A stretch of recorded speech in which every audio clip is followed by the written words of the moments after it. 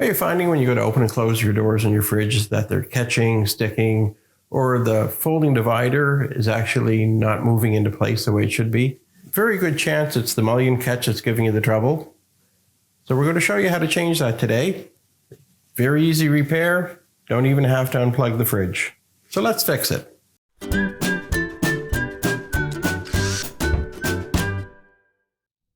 So to begin a repair, we're just simply going to need a red Robertson screwdriver or square-headed screwdriver. We're just going to open our doors. And we'll remove the two screws that hold it.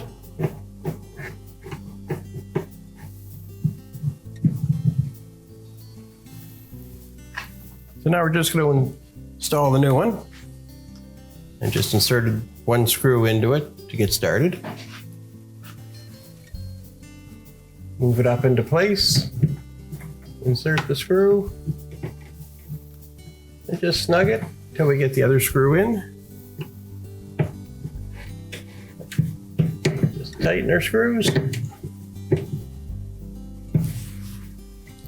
Now we're able to close our door.